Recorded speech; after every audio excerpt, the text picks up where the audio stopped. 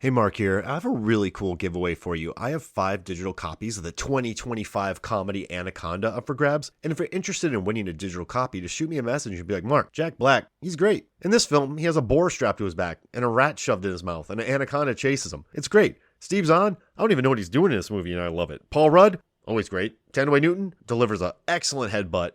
This movie's a good time, and there's a few set pieces that are just make it worth the price of admission. I stole that from Jack Black. But yeah, just shoot me a message and be like, hey Mark, I would like to win a digital copy of Anaconda. Be the first to watch a hilarious thrill ride Anaconda at home, starring Jack Black, Paul Rudd, and Steve Zahn and Tandaway Newton. Get it on digital today.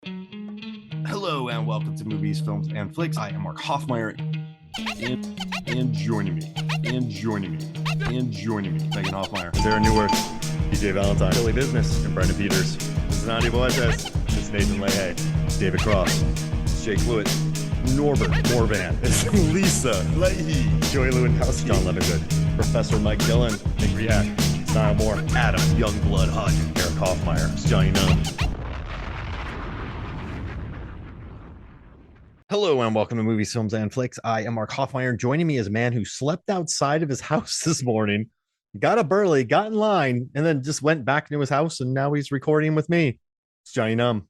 Mark, I'm really just excited to wait outside my house so I can get back inside my house to record this podcast with you. I am a fanatic about my ritual.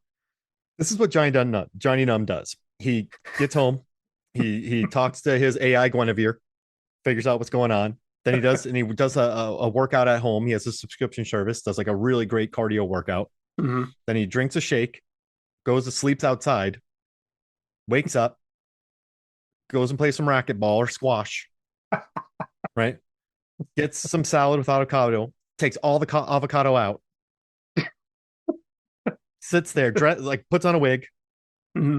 Gets tossed out of the place, comes back here, destroys me in poker. Mark, you forgot the part where I dress in a prep school uniform. Yeah, you dress in a prep school uniform. Yeah. You just fleece me in poker. Mm-hmm. And you just made me watch some crazy videos. And now we're recording.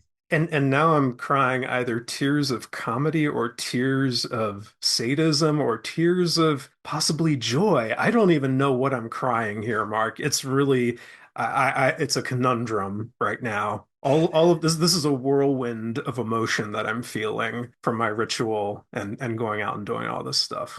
Red Room's rules, and I've watched it 5 times. It's and amazing. I'm pretty sure the first time I watched it was on a trip to Montreal, and I didn't even know the movie took place in Montreal. Whoa, that is awesome. The Montreal rules. Beautiful place. Beautiful. Yeah. Jonny and this is our feel good series. We cover movies that make you feel great. You know, like House That Jack Built, Super Dark Times, A Butter Place. Movies that make you feel good. Also, we have House That Jack Built, Green Room, and now we have Red Room. So we have the House trilogy going on. Room or House trilogy. So I'm pretty impressed. Killer Joe, stuff like that. Yeah. And now we're doing Red Rooms, and it is I've watched it 5 times. I love it. It's great, and every time I watch it, I like it more. Mm-hmm. I've listened to so many interviews by director Pascal Plante. I like it more and more every time. Jonny Numb, why'd you pick this movie? You actually picked it, Mark. So you just it was so long ago. So everyone who knows, 2 years ago, I'm like, Jonny Numb, you like this movie? We should cover it. Yeah, and then that's every single episode. I'm like, hey, we should talk about Home Alone 2. And then 5 years later, we're covering it, and I forget who did it. So yes, I requested this because you like it. That's why. Oh well, no, I probably love it just as much as you do at this point. But you were the one comparing.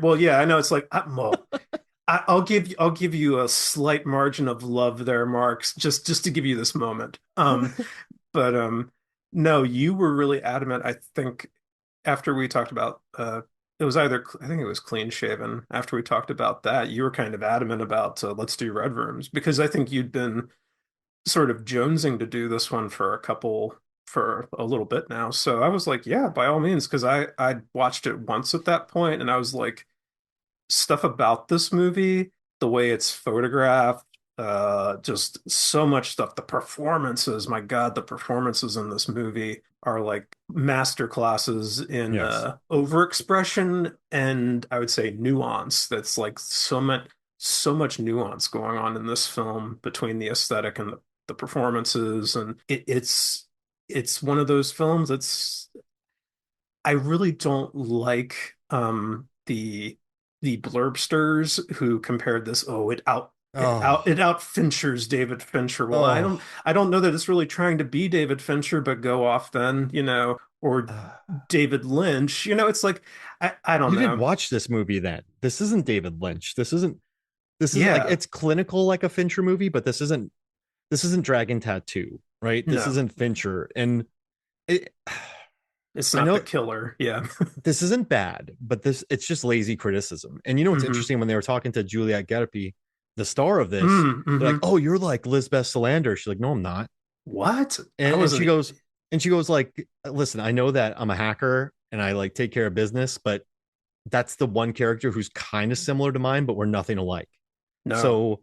So like she's like, I get why people doing it, I do it, but she's like, it's kind of lazy. hmm And I mean, listen, I'm not hating on you if you did it, but I and Good like for. it or not, Yeah. the way that the internet is now, and you have to evolve or not, but or don't, but hmm like Letterbox and all those, you have one word reviews, and Yeah. you hear that and then you say it. So hmm it's not exactly true. Um, this is a different beast. It is. Yeah. I would say, you know, I sort of have a knee-jerk reaction to the kids these days, like with their one-word letterboxed reviews that get like 20,000 likes, and I'm like, what's happened to the craft and the art? But it's like not to go off on an old man turns into I was going to say turns into cloud, yells at cloud meme, but I do think in a way I could see David Lynch not in any way that's related to his subject matter, but more just in the fact that, like a David Lynch movie, his movies stick in the mind's eye. I think a lot of how they're executed, their sense of ambiguity. I would say this is very far removed from his type of storytelling, but a lot of the imagery, the sound stuff is very indelible and kind of unique. And I could see that a little bit, though I don't content wise, it's about as far from a Lynch film as you can get, I think. It's the 21st century, the net. Now that being said, there's a Yeah, review yeah. for on Letterboxd. There's a review for the movie Baby Girl with Nicole Kidman, and the review is Harris Dickinsider because it's Harris Dickinson. And I thought that Oh, I yeah, got a good yeah, laugh yeah, on that one. yeah. I Yeah, went, there are some that I'm like, yeah, yeah, you did good. you, you're good. You, I do the De Niro thing. You're You good. You, you are very good. but can I ask you a question first about how you watch movies? Please, please. How like when you watch something like this, how do you watch it? Like when you because a lot of people are watching it looking for clues, like who hmm is she? What is she? What is she doing? Like what's the point of all this? What are the clues? Yeah. When you watch a movie, like just in general, do you have a critical eye towards them? Do you let expectations get into play? Like, and when you're watching Red Rooms or anything like this, I remember you watched this, and I think you said something like it lived up to expectations, Hmm. something like that. But like when you watch a film, how do you watch it? Especially something like Red Rooms. I try to, as much as possible, go into a movie with as few expectations as possible, which is sometimes hard. Like the more you know about a movie or the more it's being blasted at you or advertised, like, and I mean, that's like for more popular stuff. This is kind of an under the radar thing. And I think I just heard a little bit about it, maybe just the tagline or something, and it came out on one of the Vinegar Syndrome's partner labels, and Yeah, I'm hopelessly addicted to some of the partner labels that they have. So they I spend just too picked. much money. Oh my God, yeah, yeah. But I picked it up just a blind buy, and watched it, and didn't really look at the. I didn't really read the case. I didn't really look at the. I think there was a little booklet that came with it. I didn't look at that at all. I just popped it in. I'm like, okay, here's this movie. It looks kind of intriguing, mysterious. So let's see where this goes. And in answer to your question, I try to just let the movie take me where it's gonna take me. Yeah, And I like to just I think the best movies kind of suck you in and kind of lead you down their path.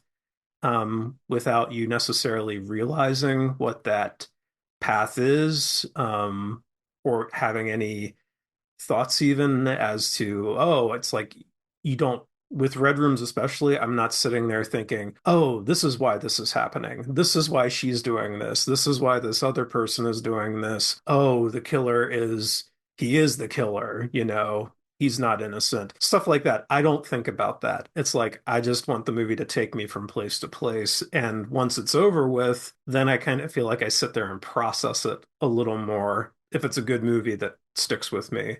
And that's when certain elements will start to come together, especially when it's a film that's kind of structured in a very ambiguous and deliberately unclear way, like this one is. Now, quick question for like when Yeah. there's movies like Inception that have the Hmm. top still spinning, do Yeah. you give a shit about whether it stops or not? Or do you just enjoy that they did that? Like, do you have theories about what it is? Does that make sense to you? Like, even Nolan's like, I'm not explaining this to you. It's up to you. So like when that happens, I just smile. Like I Hmm. don't, there's no right or wrong answer. You Hmm. can believe one, you can believe the other. But I just like I don't think I ever get too lost in ambiguity, if that makes Hmm. sense. Like I don't explore like and with this movie at the end when they cut to the not her, she's not in her apartment, and then you cut to like this blur. Yeah. At the commentary, the director was talking about how she's like kind of this avenging angel that's like out to help. He didn't mean it, but he's never given a definitive thing Yeah. on this. There's a lot of ways you could go on this, but like for me, I don't know. I don't have fun theorizing because it's like I guess theorizing is fun, and a lot of people. I worked for a channel called Film Theory for many years, Hmm. but Hmm. for me, I let the experience hit me, and I Yeah. enjoy it. Does that make Yeah. sense? Like I Oh, yeah. watching this, I got sucked in so quick. And I Hmm. love that we don't see the violence on screen. I love that we never Yeah. know her background. We don't know, like we don't know anything about Kellyanne. We know that she absolutely keeps walls up, right? Hmm. Oh, yeah. She's edgy. She lives at home. I mean, you have the whole thing about the Lady of Shalott, which you read the poem, you learn Hmm. that's a woman who lived in a tower that could only look into a mirror to see people. She lives in a tower. She looks on the internet. Ha ha So ha there ha. there are the Nice. Nice. parallels there, Yeah. but it's like I didn't really care what her background was. I didn't No. care what her goal was. Some people I watched a video essay saying that she's evil. I watched a video essay saying that she loves pain. She wants to like punish everybody. Like I kind of saw it as, she plays poker. And she would fleece me for all my money because I lose my patience in about 12 minutes. So I would be Yeah. destroyed. Like I would have to play poker for 3 hands and then get the hell out of there. But she's patient. She is smart. She absorbs information quickly. She seems very quizzical in nature. She has guards up. When her little buddy Clementine leaves her, she cries. So like she doesn't like losing Yeah. people because she doesn't want to experience that. So very high walls. Hmm. And so I think with this one, it was just there was an interest and then it got piqued and then she wanted to see it through. And I, Hmm. I think, like, I don't know. I know I brought up how you watch this and the many theories of it, Yeah. but that's not important to me. More is like the structure of it and how, sometimes, when they make movies and they're like, it's so good. Like the ambiguity, man. Like you Yeah. don't get Yeah. it. It's ambiguous. And you're like, yeah, but it made no sense. So Hmm. this one's one of these movies that is perfectly ambiguous because Hmm. it's handled well. And like some movies they buck structure or they're subversive, Yeah. but it annoys me not because Yeah. it's subversive, it's because they handle the subversion really poorly. Or they make it so overt that Yeah. it's distracting. Yeah. Hey, Yeah. Johnny Numb, look at me, I'm subversive. Like that's when I get, oh, but Yeah. Yeah. hey, I'm thinking of what I've heard about the latest Joe Bagos movie, and I'm like, yeah, that fits. That that's fits. just like, hey guys, I'm Check, subversive. check out how subversive I'm being. Yeah, it's high-fiving people. But Yeah. like I think this one is just so well made. It's so well structured. It's beautifully thought out. And Hmm. it's nice too. Even if you knew nothing about the Lady of Shalott, or like Guinevere or any of that, it Hmm. still works. Yeah. So it works on many different levels. And for me, when I watched this, it was just a joyous experience of Juliette Gariépy. She has to look at a lot of computer screens, and she's great.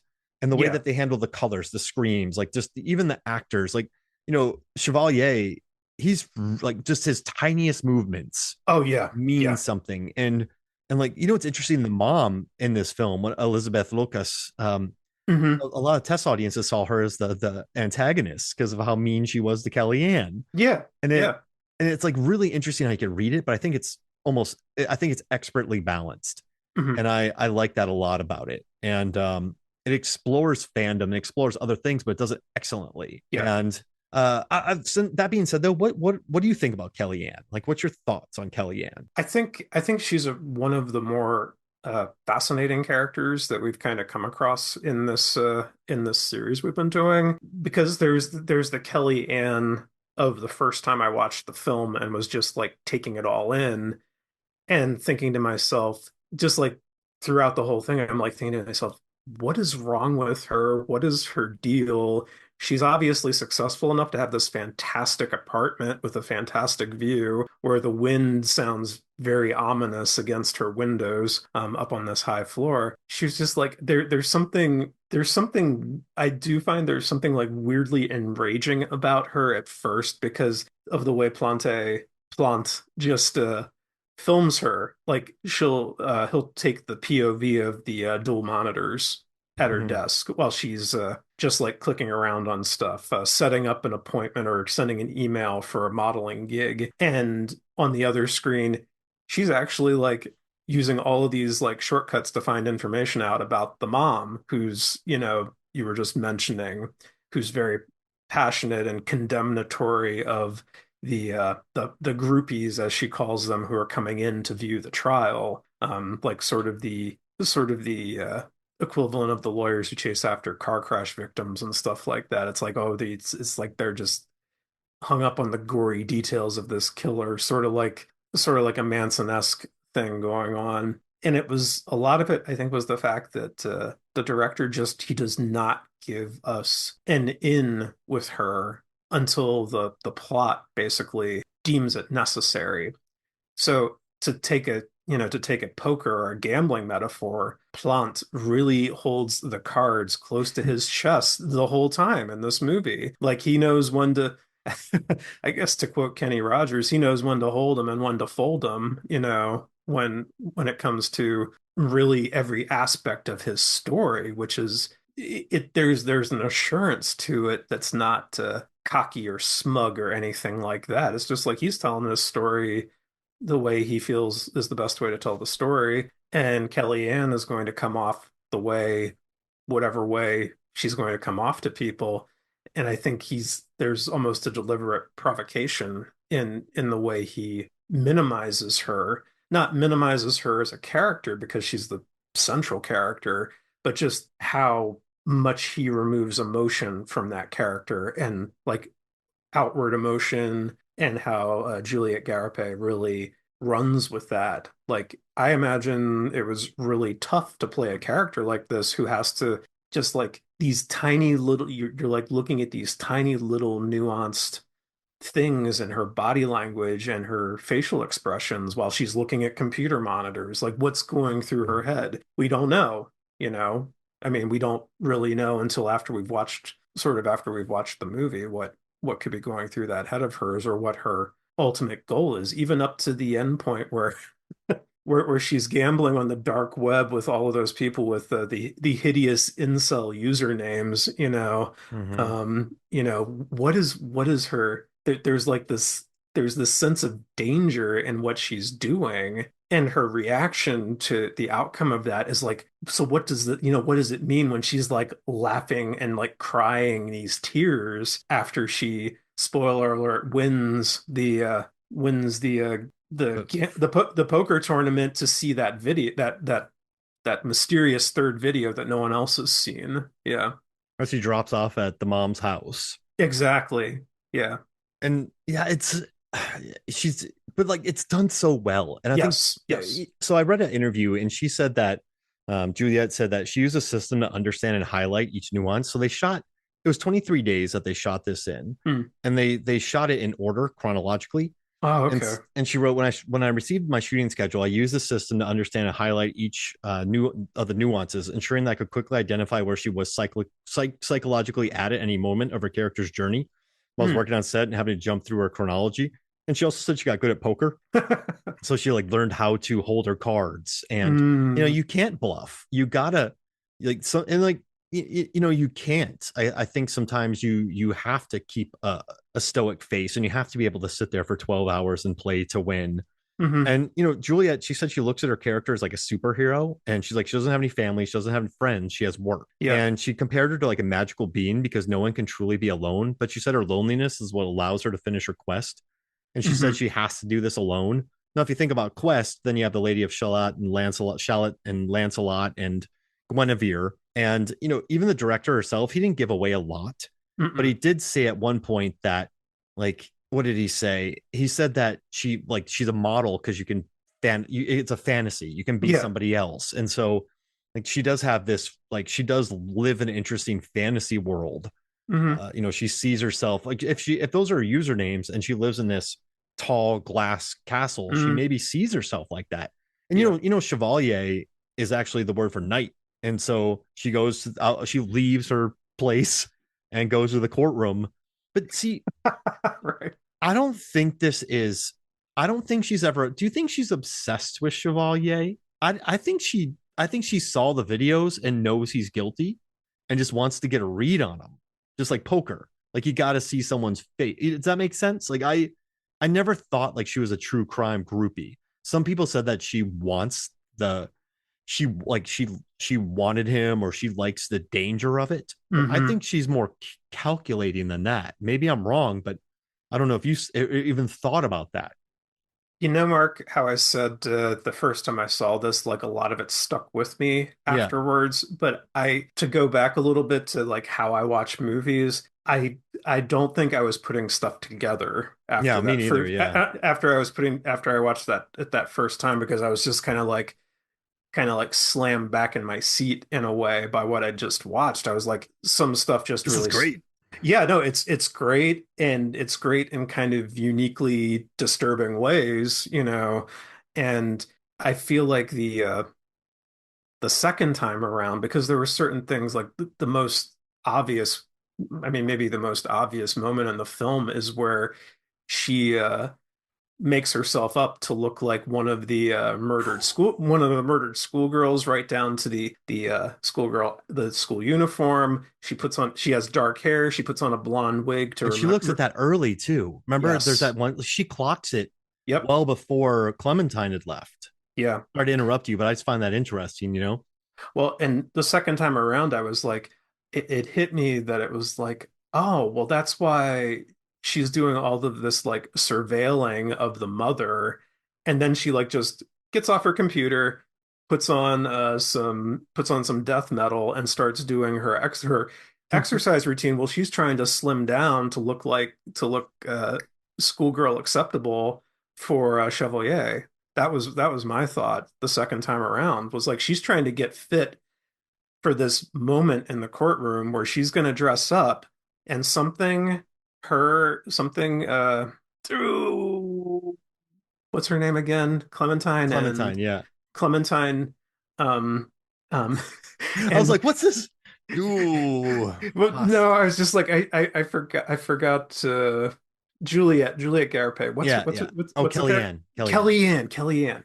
So Kellyanne and Clementine, like Kellyanne's like, well, I, because she reveals to Clementine after it's the day that the two videos that are known are going to be shown in the courtroom, and they basically dismiss anybody who's not like a juror or a member of the family or whatever. So Clementine and Kellyanne get kicked out basically, but they hang out very conspicuously next to the door trying to like see what's going on. And Kellyanne says something, and Clementine's like, how do you know that?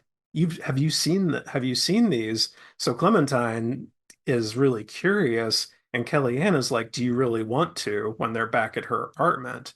And Clementine's like, yes. And they watch the videos. We watch them watching the videos. I should say we don't actually see what's happening, which is very clever. But I think Clementine says something like, look at his eyes in the freeze Yeah, that's frame him right there. when Yeah. he's looking into the camera, like at the end of one of the videos. And when Kelly Ann puts on that schoolgirl uniform and Chevalier turns and makes eye contact with her, and Kellyanne's got that crazed look on her face. That's Kellyanne realizing, oh, those are the eyes of the guy in the video. I just needed to do something that would make him turn his head toward me. And that's why you hear that scream on the soundtrack. I am very confident in this in this theory because I was like, holy shit, that's it wasn't she wasn't doing it because she was some psycho Manson-esque groupie. She was doing it because she was trying because up until that point, Chevalier hadn't looked at the jury at all, at least Mm-hmm. when we as the viewer had access to the courtroom. And then she And saw it. yeah, and that's what she saw, I think, when when he turned his head, she saw the eyes that were in that video. Oh, That's my take on that. oh, I Yeah. like that. And what a great Yeah. scene, by the way. Oh my God, Juliette yeah. destroys that moment. She just looks legitimately crazed, and it's just such a Yes. beautiful scene. And you know what's great about this movie? I didn't know much about it, so when I put it on for the Hmm. first time, I was so happy. Yes, I Yeah. know people get murdered, and there's horrible source material. But I Yeah. mean, the beginning scene with the beautiful techno crane shot, the way that they built the set. The Hmm. director was talking about how Yes. in Montreal, he's like, in America, courtrooms are very wooden and Hmm. warm. He's like, I wanted this to be very sterile, and that's the way they are in Montreal. And so while Yeah. watching it, just and even though I knew nothing about the poem, I love that she lived in this glass when she glass building. I like that Chevalier was in a glass cage. I like that Yeah. when she played racquetball or squash, she was in a glass cage. It was a Mm. very interesting way to show that. And like Yeah. I just admire it was like basically thrilling for me because you know we watch a lot of movies and it's rare when something like this comes out and just dares to be something different. Like there's no, this isn't Zodiac, this isn't Seven, this isn't many serial killer films. This is told from the eyes of someone completely out of this. Like Hmm. she never met Chevalier. Yeah. Kellyanne, as far as we know, Kellyanne does not know Chevalier. And so it's a really interesting thing where it's like a lot of people want to talk about true crime too. And it Hmm. is true that the director, when he was watching this, he like was watching a lot of true crime and he realized people's obsession with it. Yeah. And then he was, and then he watched a few other things and combined a bunch of stuff. But yeah, I don't know. I don't think Kellyanne's much of a true crime listener. Do you? Because many of these true crime shows, they never find who's guilty. You know what I mean? Like they're still out there and we don't Yeah. know. Like I think she got tired of it. She's someone who wants to know, if that makes sense. And I think she alienated everyone from her life to kind of Hmm. bring this guy down. So Yeah. it's a very analytical, but also too, she does cry at certain moments. So there's a human there just with huge walls, Hmm. paywalls up, if we're going internet terms. No one's paying, but I wanted to think of walls. But yeah, I think it's an interesting character because I don't know, it doesn't read as false. It reads as just kind of like a broken person who has their walls up. And I love the mission that she went on. I love that she took a selfie in that room with a peace symbol up on that girl's bed before dropping off Yeah. the flash Yeah. drive. Like Kelly, there's something going on with Kellyanne, right? Hmm. It's I don't know what it is, but she basically alienated herself to get a serial killer caught. Yeah. And that was that was a whole component I'd forgotten. Yeah, I'd forgotten about from the first viewing was like, I'd forgotten really I knew the end of the movie was sort of the weird pixelation in her apartment. Um, but I couldn't remember like what was really the outcome of her actually getting to watch that third video. And I think that sequence was so potent where she's playing it's another testament to Plante's ability as a director to make people looking at screens and hovering their cursor over stuff, making that highly suspenseful, making what is basically amounting to like message board text and stuff like that, making that's the outcome of that suspenseful and having really weighty implications. And it made me want to change my passwords. Oh my God, yeah. In I'm National Treasure when he puts the stuff on the remember when he puts the stuff on the code, like the Mhm. finger Oh things, and yeah. he's like, oh, there's four numbers, and then I'll do this. So then Yeah. when I had a keypad at my house, I touched every number every time. So I'm like, good luck, Nick Cage. So like that movie did affect me. And so now Yeah. with this one, if I ever got to remember a password, I'm not going to say it, but it's like, Yeah. Yeah. is Actually, Kellyanne going to get me?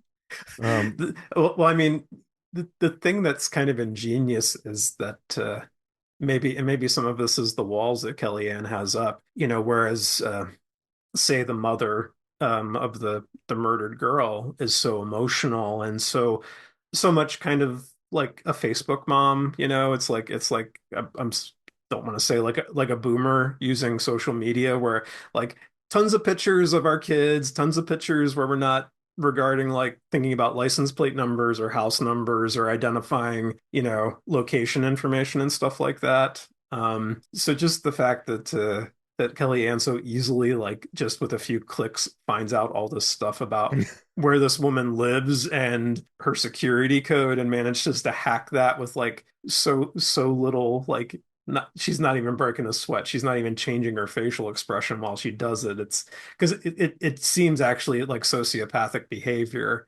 when we first see it because it's like, well, what is she? We heard the mom talk saying like, we see you groupies and we see you and Yeah, you're obscene. deplorable and Yeah, you're deplorable. You're obscene. obscene. And Kellyanne watches her while she's saying that to the press. And it's like, so is she gonna do something to Yeah, the, you better watch to, yourself, girl. yeah, exactly. I'm like, oh, damn. I'm like, I don't know what's going on in that. We don't know what's going on in that head of hers because doesn't have that, she does not have that level of expression, whether that's willfully or just a result of her character, a result of her personality. But, I think it yeah, hurts her. Like yeah. I think she's just curious. Is that Hmm. and I think it's understanding people from a non-emotional way. Yeah. I mean, look at Clementine. Uh, She so emotional. but she's also kind of studies her a little bit. Like she kind of Hmm. watches her, Yeah. and she's like, I only drink champagne, but she does like to watch her. And when Clementine leaves, she's bummed out about it. And it's funny. Yeah. The director was talking about racquetball or squash, Squash. and he's like, Yeah. the great thing about squash is that the way you hit it against the wall, it'll bounce off a wall in another way. So there's a lot of almost math and feeling to it. He's Hmm. like, I don't know if you play squash like a sociopath, but he's like, Kellyanne probably does. Hmm. And I think for her, it's all about angles and it's about reading the shots and where to hit and where they will hit. And I think that's Yeah. about poker as well. And so it's an interesting way that she lives. And it's I don't know. I like that she sleeps outside. I like that she's thrifty. I like that she sits in the same seat in on the subway. It's a very structured life. And what's interesting too, if we're talking about like her username, the Lady of Hmm. Shallot, sorry. Yeah. Since it's a French Canadian film, or like I keep wanting to put funk on it. It's like calling LaCroix LaCroix.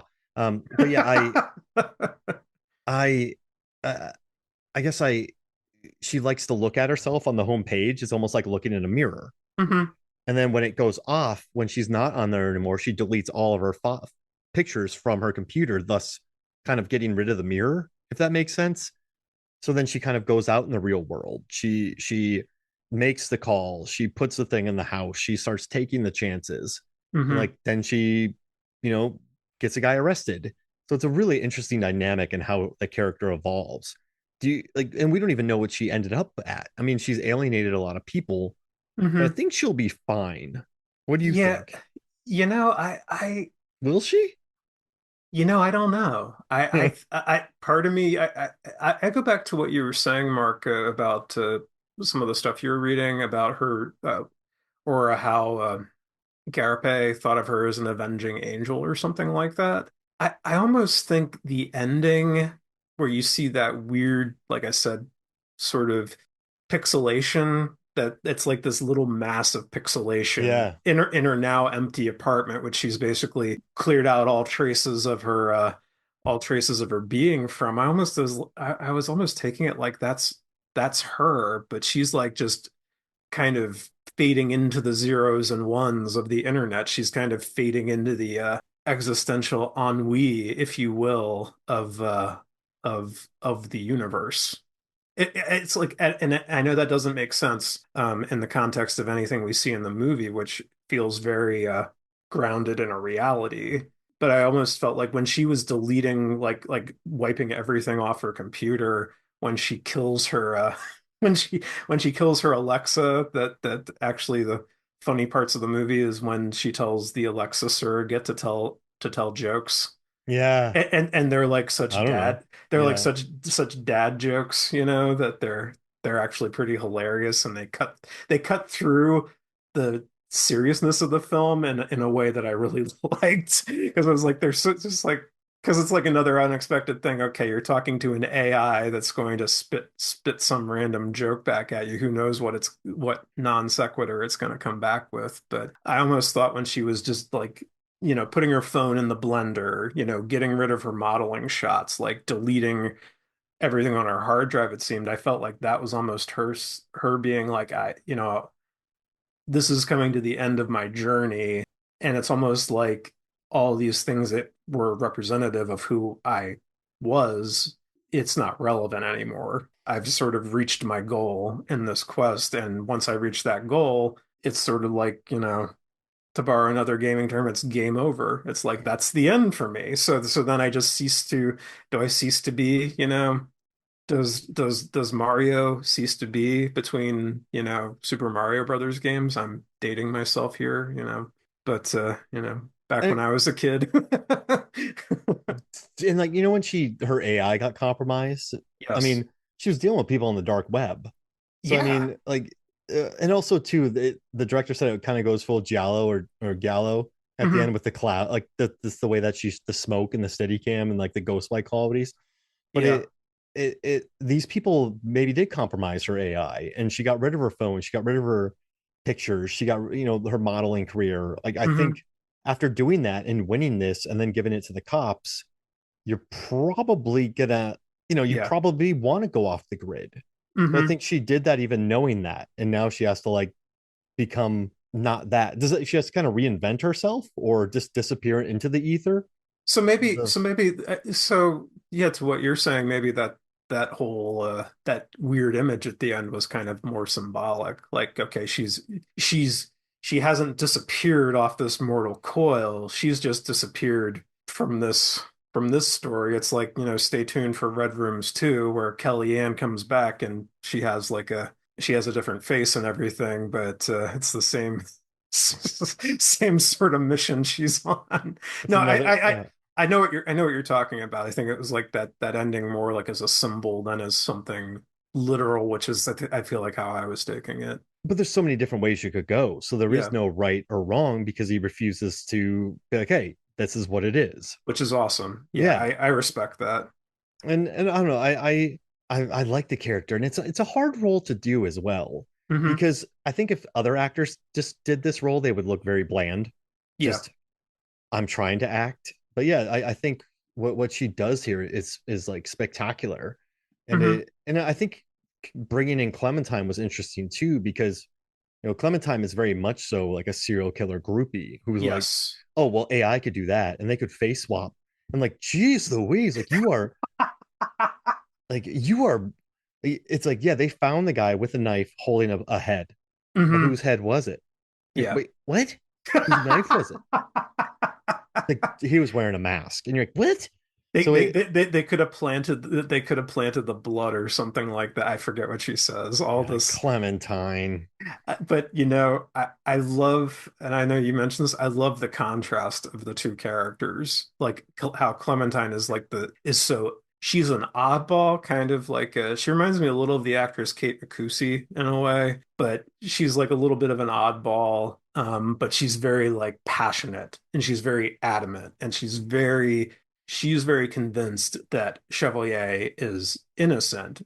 And for all based on what she says, we think it's because she thinks she's innocent. There's even a great scene in Kellyanne's apartment where she takes the phone and calls into this call-in show where they're kind of TV show where they're like really kind of callously. Quick Oh, question for you: yeah, please. would you Yeah. rather take two punches to the stomach or watch an hour of that show? Oh, give me the two punches will be over with quicker. So I would rather take the two sucker punches than watch that show, because that seems like the type of shit that would drive me up the wall. No kidney or liver damage or anything. I would let you know it's coming. And then you take 2 shots. Mark, let me know it's coming, but just like say you'll count to three, but just do it on two. So At yeah. 4. 1, 2, 3. Wait, what? Poof. There we go. That's better. I like that better. And Yeah. then also too, during that conversation with those horrible those people, Yeah. doesn't she does say his eyes don't lie during that? Does Clementine not? Yeah, that rings a bell. And it's, And then I think they start mocking her for, because it just sounds like a weird thing to say, when his eyes don't lie, I guess. yeah, because that's and I mean I'm thinking and I think all that came out of Clementine watching them. I can't remember if that was she called into that show before or after Kellyanne showed her the videos, but it doesn't really matter.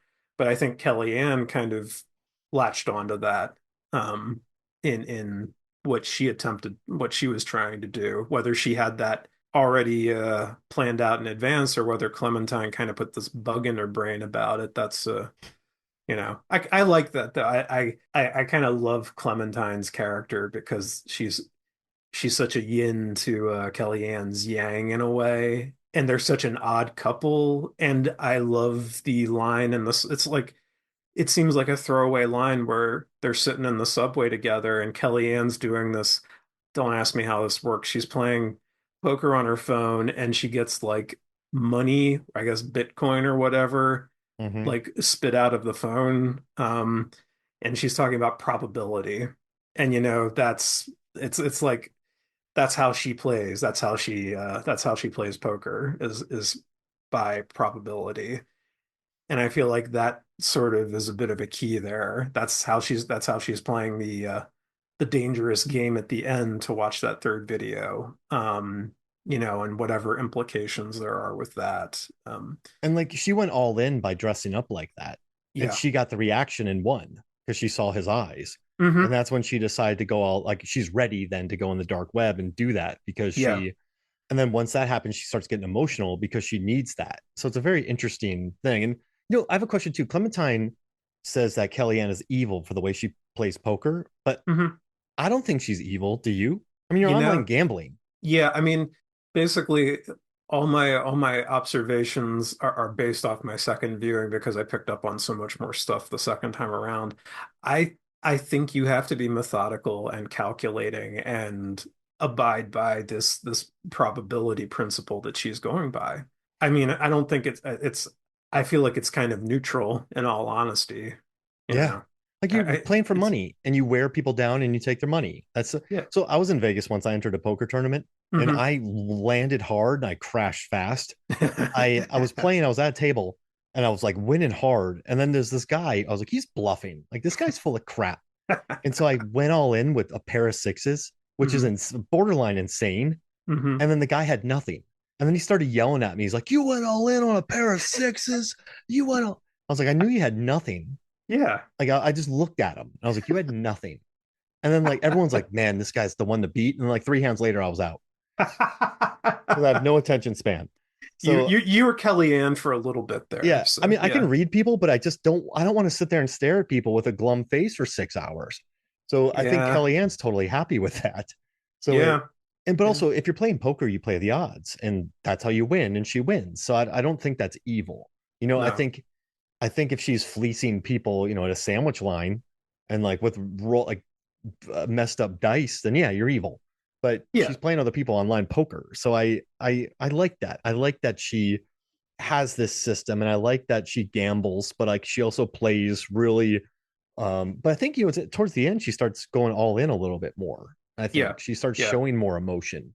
It's it's meeting Clementine and losing the friend and then getting that close. You do see that she's not a robot. And I Hmm. like that. I also think too, just by her crying in a couple scenes, it adds so much to the character because she's not just some you know a robot or alien or you know some sort of uh, inhuman character. Like there's someone behind that and I like it. And it's easy to see why she lives behind the internet because her walls are so high. Hmm. I don't know, I find her to be a very interesting and like I also like the scene where Clementine comes across her in the street for the first time. She's like, "You're so tall." Like, and I love the wide shot of that, how it just shows their height discrepancy Oh my between God. Kellyanne and Yeah. Clementine. Yeah. It Because they hadn't really, really done that yet. And then when they did that, you're like, geez Louise. So it's, and also too, like, there's another thing about Clementine that I like, or Kellyanne, where Kellyanne's like, they got your coffee wrong. Go get it fixed. You they're ordered it. not paid they're not paid to do it wrong or something like Yeah. that. Yeah. And like Clementine's like, oh, okay. Like, but I like that line from Kellyanne. She's like, no, go get it fixed. Like that way there's no emotion there, right? She's like, no, they got it wrong, go fix it. Like I think Hmm. maybe Clementine was too meek to ask to get Yeah. it fixed, whereas like Kellyanne is not like that. She's more analytical.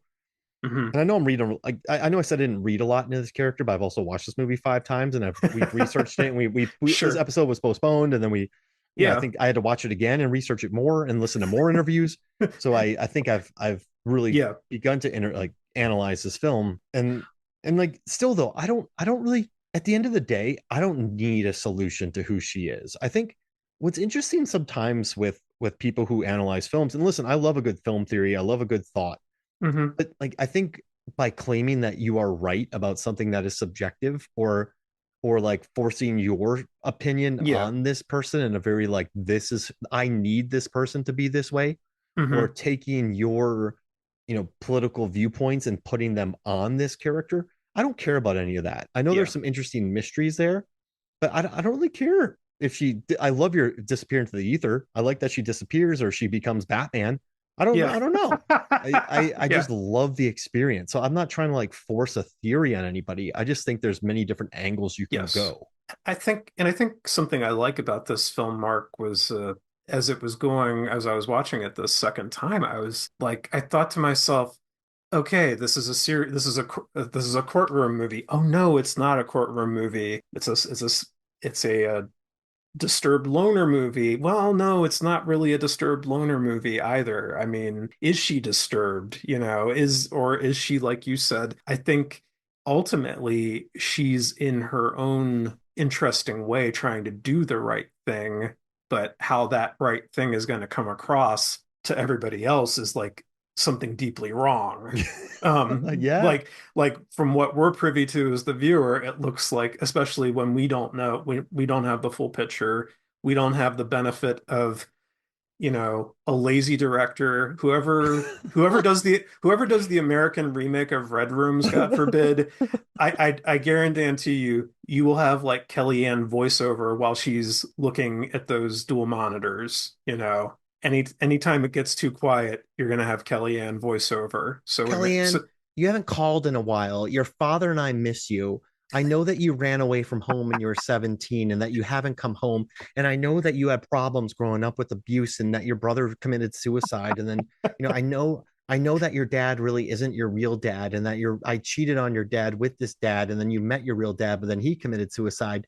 And then you're doing this. And I know that you've had problems with drugs and alcohol. And I know that you ran away. And I know that you're deep in debt and that you have a gambling problem. And I also like then 10 minutes later, and that you're 23. It's like, yeah, don't do that. Don't do that, America. Yeah, yeah. To quote Robot Chicken, what a twist.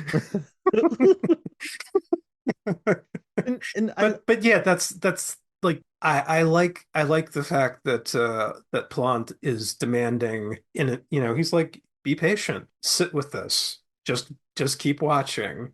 You know, it's almost kind of like it's almost like that showman's term, like all will be revealed in a way.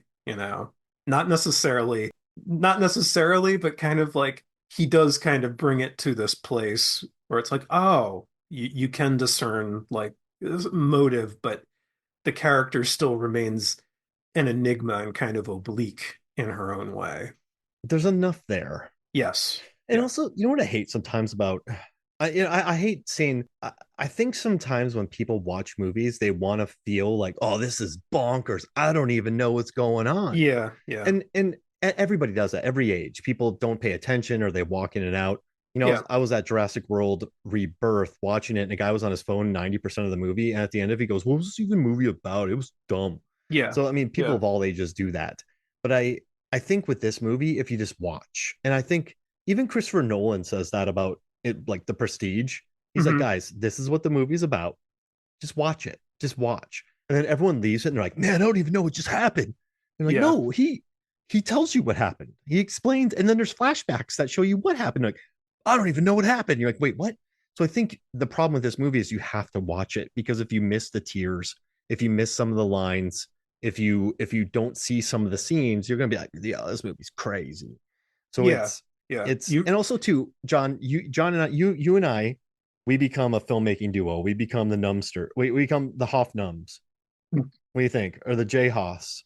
But J-Hoff sounds too close to something else. Or what about So Jark?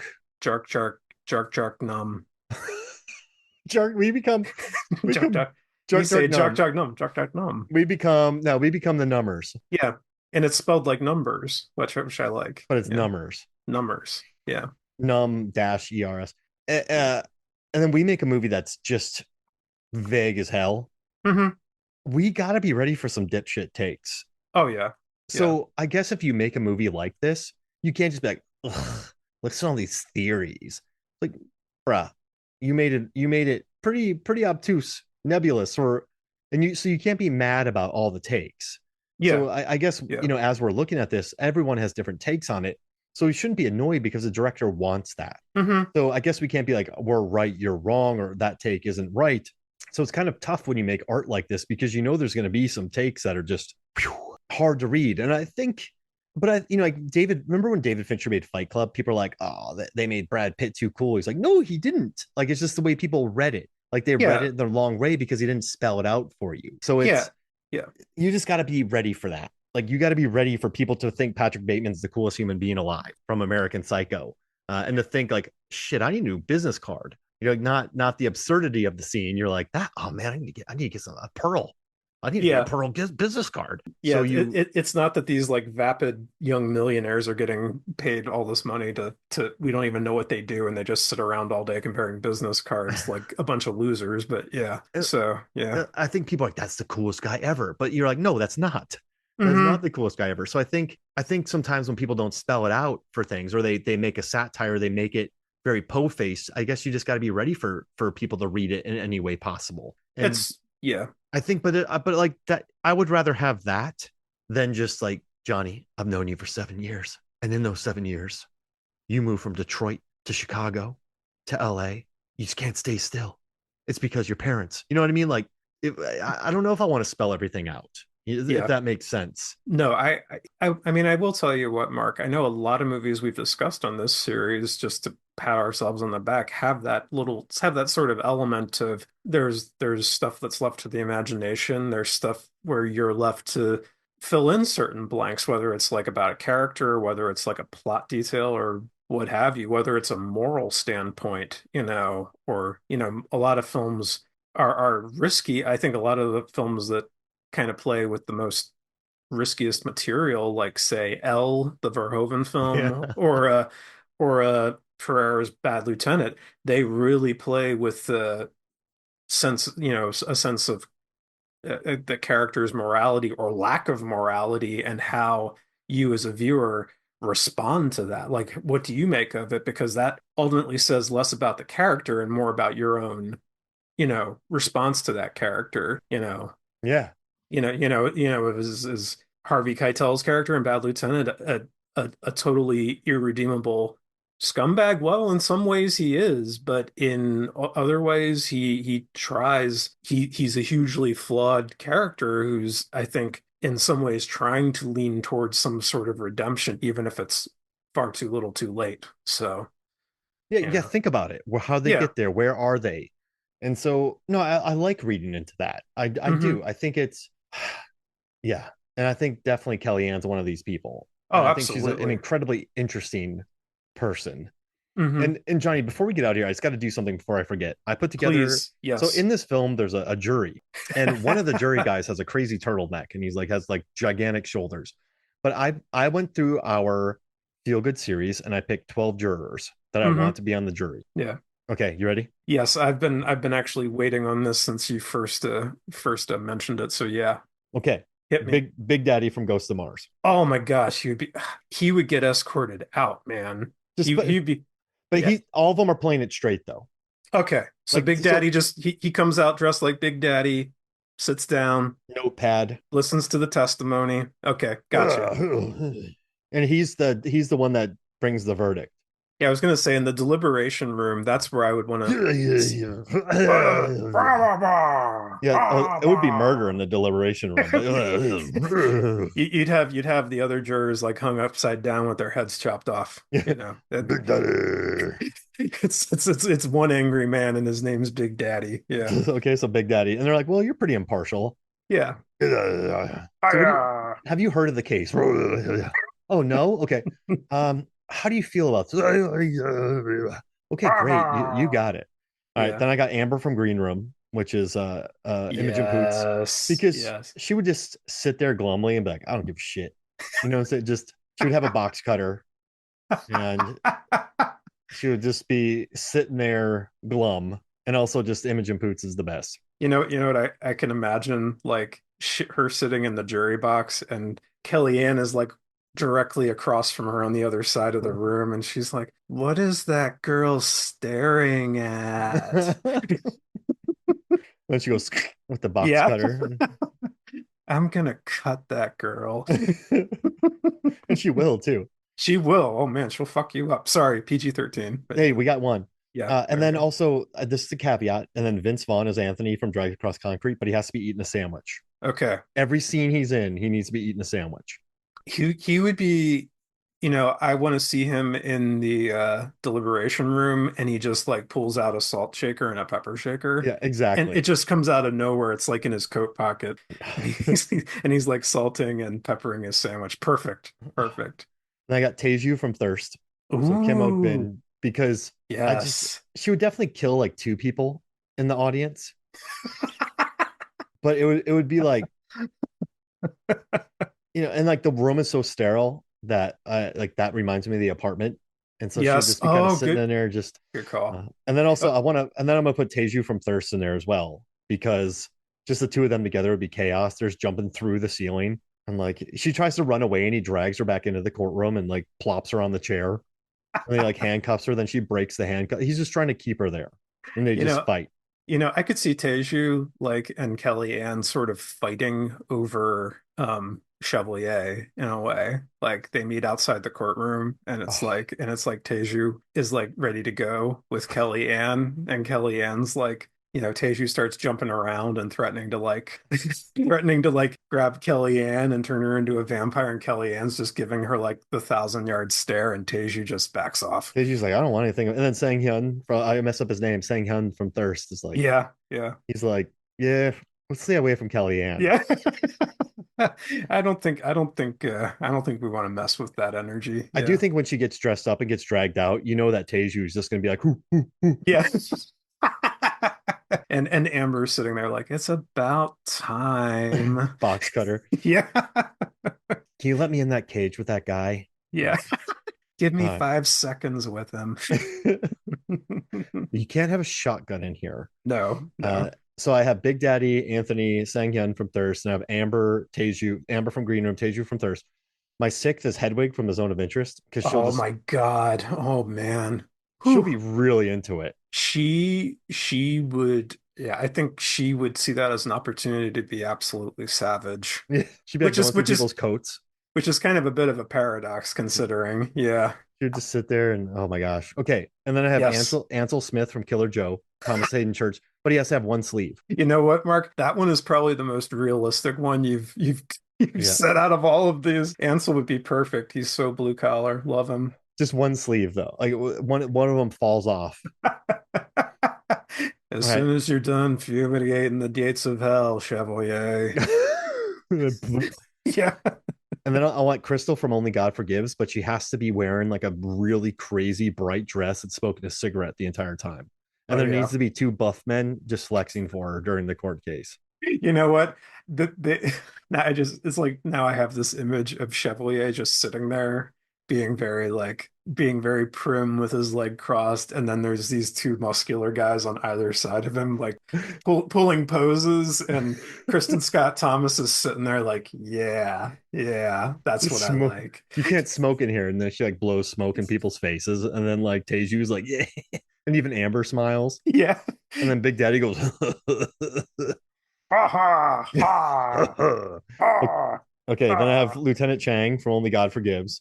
Oh man, yes. Just I could see him and I could see him and Kellyanne getting friendly with each other. I think they could hang out and talk. I mean, he's kind of a god, and He he'll just be is. doing karaoke, Yeah. and Who he'll just, doesn't? he'll be in there. He'll have a sword, of course. He'll cut Yeah. off hands. So there's a lot of contraband coming into this Yeah, courtroom, yeah. Mark. You got a No one's box stopping them. you got a box cutter, you've got Big Daddy with his piercings probably. You've got Amber with yeah, you've got I, I have three left. I'm gonna do Trip Fontaine from the Virgin Suicides, oh my God. Okay, that's another realistic one. and Yeah. just hair covering his eyes, and he's constantly like messing But with it. but he has to keep those cool sunglasses on at all Yeah, times. and He's like wearing sunglasses. Yeah. Teju keeps drinking his blood. It's like like every day he gets paler and paler He's throughout, like, and then eventually they stop him, and he has to, like, he's on like a blood thing on the side of the. He's at the end, and he has a little blood bag filling him back up because like Teju keeps sipping his blood. he's my blood bag. He has refilling, and then my final two, I want Jacqueline from the house that Jack built, and I want Okay. Sandy from The Devil All the Time, and those are both Riley Keough, Oh my God. Yeah. and her Yeah. they're just sitting next to each other, two Riley Keoughs. Oh my And like gosh. her from Zolo would be great too. But Oh my gosh. no, she'd be smacking gum the whole time. I don't want that. So yeah, Yeah. she'll just be sitting there in the house from the house that Jack built in Devil all the time. They'll just be sitting next to each other. And her accessory will be a breast wallet. Yep, she'll have a breast wallet. Breast purse. Sandy will be trying to kidnap people. You know. Amber's like, I'll cut you if you try to kidnap me. I believe you.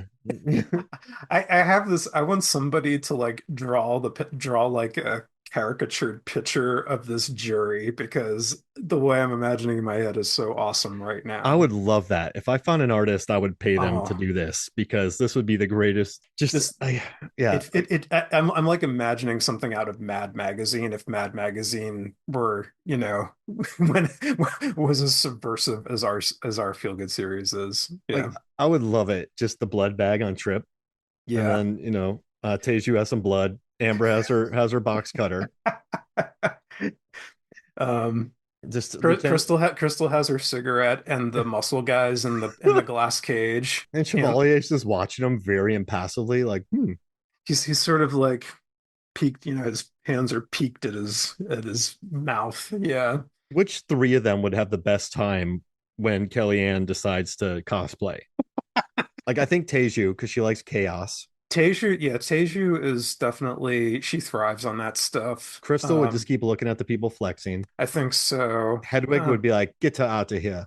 I think Lieutenant Chang would kind of like give this slightly sly, knowing look to her. I think Chang would he's another character. A lot of facial expressions, a lot of subtle body Yeah. language with him. I think there is some parallels between the two of them. So Chang, like, do you think Chang. Amber would like it? No, Amber would be picking her fingernails with her box cutter. I mean, I think Amber kind of would like a shit show like that, probably. So in a way, she would probably like be cheering on the fact that Kellyanne was getting dragged out of the courtroom or something. And then she just jumps and cuts somebody It's during like, it. poser bitch, get her out of there. Yeah. I think let's see who else. Like Trip would just need a blood bag. He'd be like hunkered down. Anthony would just be putting pepper on his stuff. Yeah, I mean, Daddy would be going. I think Anthony he'd be just be eating a sandwich the whole time, and he'd be so distracted by the sandwich. No one's looking anywhere. He's not looking anywhere else. I think Ansel, Thomas Hayden Church, would kind of get a kick out of it. Yeah, My yeah, other sleeve, crap. yeah. As this, yes. Jacqueline wouldn't. Jacqueline's kind of flaky, so she would be like, ah, whatever. And then Sandy's. I think don't know. Sandy's kind of crazy, so I think Sandy would she might be like Amber and probably like be getting excited that Kellyanne's being dragged out. Yeah, she and Kellyanne would just be like, they would both have like switchblades and just drawing their names into the jurors box, like just graffiti in there. Yeah, they'd be borrowing Amber's box cutter to carve stuff in the jury box. Yeah. Like obscene limericks and stuff like that. The people get so used to her thing, like security doesn't even stop her anymore. They're like, just give it Yeah. back. Yeah, it's just her thing. So what do you think? If the cherry does something you don't like, shoot him. Yeah. Mhm. And then I So think what do I think? they Yeah. would find him guilty, and then Teju would eat him. Yeah, I mean, I think it would be, by that time Trip would have been drained probably of blood. So he'd probably be like he'd probably be carried out of the courtroom in like a zip up bag.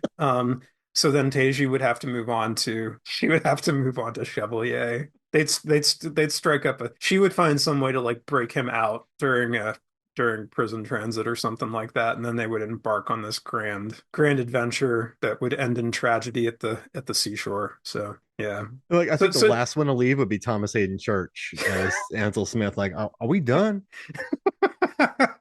What's going hey on here? hey Anthony, give me a piece of that sandwich. I'm hungry back here. He doesn't Yeah. even look at him. Like Yeah. Anthony doesn't say a He's just single like word the entire thing or deliberation, just eating sandwiches. that Got is it. so I love that stakeout scene is still one of my favorite things because he's it's a static shot of the two of them in that car. And Vince Vaughn is just like literally looking out the windshield, taking bites of a sandwich, taking bites of his sandwich. It's just and it's yeah. If it's egg salad, that's gonna be a stinky courtroom too. So Oh, that'd be yeah. amazing if Amber just killed Big Daddy and everyone's like, no. And then the thing floats around all over the place. Oh my gosh, literal red room with the space dust. I think there's some crossover potential here. I'm liking this shared universe. And Teju would definitely drink the muscle guy's blood too. And like Crystal would just get more. Oh yeah. Yeah. I mean No, she has a stable of muscle guys, I'm pretty sure. like Teju kills two of them, then she just looks at two people in the audience, flex, and then they just do it. Because Tom Burke is behind her evil son is behind them. Oh God. Yeah. Yeah, definitely kill that guy again, please. Kill him a couple times. He deserved it. You know, it'd be funny. So Big Daddy in Mars speak is like, look at me, haha. But he goes, and then Lieutenant Chang cuts off one of his arms because Yeah. that's what he does and only God forgives. And then he's like, ha because he just does the body dismemberment stuff, because Yeah. they cut Yeah. themselves up and he's all happy about it. And Chang gets Yeah. a laugh. And it's like translated, I meant to do that. We did it. I wanted to make Big Daddy smile. Want to fight? Yeah. Yes. Ah. And Sang Hyun the whole time's like, man, I wish I wasn't a vampire. Yeah. Like Teju's he's like just sitting on Teju. Yeah. I was gonna say would he be sitting on the other side next to Kellyanne in the peanut gallery if he wasn't a juror? That'd be hilarious. Or is he a juror? No, they keep he is a juror. He is a Because juror. I Okay, I gotcha. got 12. So Sang Hyun, yeah, he's I got two thirsters in here, Oh, Teju. okay. So you got the couple. Yeah. And so I like that he would just leave the box and sit next to Kellyanne. I'm like, Yeah. get back in there, sir. He's like, oh. I think we have a lot in common. Is Trip alive? Guys. He, I mean, or is Trip just undead at this point? Yeah, Yeah, Trip is a vampire by now. Hey, 30 just days a night, he becomes a vampire. that's true. He's like, oh, to think I gave up Lux Lisbon for this. Yeah, Yeah, so I still think about that night on the football field. What was I thinking? Now I'm here. I have to Yeah, worry about it for eternity. yeah, I'm tortured. That's great. No, I love that. I love that jury selection. I want to see the movie where they're in the deliberation room, a la 12 Angry Men. Who would live? Uh, Well, like I think I love Riley Keough, but she'd be toast. I think so. I Had mean, like yeah. Trip be I gone, Trip Ansel would, be gone. yeah. I think Anthony would be. I think Anthony would. No, he'd be the only one left because he doesn't engage at all. He's just eating his sandwich while everyone kills each other. That's a good point. That's actually a good point. Yeah. Like, even when Big Daddy dies and the spirit sees him, he's like that. Like the ghost of Mars, like he's enjoying those sandwiches too much. I'm not going to take over his body. Yeah. Yeah. It's like I can't. Yeah. He's getting real pleasure out of that Maybe egg that's what the salad. blob is at the end. It's Is the ghost is Mars the space dust. it's the space dust. It's Big Daddy. Oh my God. She's an alien. Plante, you are a genius. We did it. The Ghosts of Mars connection to Red Rooms. I love this. This is our best episode. The Red Planet or Red Rooms. In this red planet, there are many red rooms. I think this is our best episode ever, Mark, because we made that connection. You know what, too? In Ghosts of Mars, Yeah. it stars Clea Duvall. And Clea Duvall and the faculty played Stokes, who hid her identity and put her walls up because she didn't Yes. want to be bothered. She wanted to be alienated. She wanted to hide her true self. Yes. Kellyanne did the same thing. Yeah. And Clea Duvall had red hair in that movie too. Back to the red. Yeah. Oh, we did it. This is good. Yeah. We did it. Yeah. It's Oh, over. yeah. I think we're gonna turn into pixelated ether dust now. Not Or again. pixelated ether space dust that's gonna go possess people. Go forth into the world and possess. This is great, man. Thank you so much for joining me, dude. This Oh man, was thank you, Mark. This was a lot of fun to talk about. it's already yeah, we've been chatting for a while. This one flew by. Yeah, no, this was great film to talk about. I hope more people check it out. Yeah, Listen to this. it Yeah. only has like 17,000 likes on IMDb. Yeah, this and I know the Blu-ray went out of print. I mean, whatever the print run was for the I forget who put it out, if it was Utopia or what. But yeah, it you can't. I don't think you can get it on Vinegar Syndrome anymore because it sold out. So Oh, I got it, Jonny Numb. no, Where is it? Where is it? I'd flash mine. I have it downstairs though. Oh, Yeah. watch this. Oh, watch this. I got the slipcover. No one can. I don't. Slipcover. Slipcover, baby. Slipcover, man, you could seriously, yeah. People go nuts for them slipcovers, man. You know that song by Black Eyed Peas? I got that boom boom pow. Yeah, Like I yeah. got that slipcover. Wow. Wow. I'm a sucker for those too. So yeah. I got that slipcover. Wow. Wow. Yeah. Perfect. More people need to see this movie. Yeah. Yeah. Go stream it someplace. Watch it. It's great. Do it. Do it. Do it. Do it. Well, this is awesome, man. Yeah, watch it before you listen to this episode because we spoiled the hell out of it. So Yeah, very quickly. Oh, well, Jonny Numb, where can people find you? the best place to find me is Right behind you yes. on the dark web. I'm playing I'm playing online poker under one of my many incel pseudonyms. I am But the blob of space dust right behind you. if you're interested in what I have to write, occasionally movie reviews, occasionally stuff about my life, you can go to johnnynumb.com. There's no H in that Johnny. You can also find me over on Blue Sky at johnnynumb.bluesky.social. Whatever that long handle is. Just look for Jonny Numb. And I'm the sad looking guy in the driver's cap. So yeah. If you're looking for John, just look for a guy, sad looking guy in a driver's cap. Yeah. Look for the guy who looks like a sad cab driver. Yeah. But it's space dust. It's really that's that's what I'm turning into. Like as we speak, I'm turning into space dust. So I'm gonna finish this episode like I did our Ghosts of Mars episode.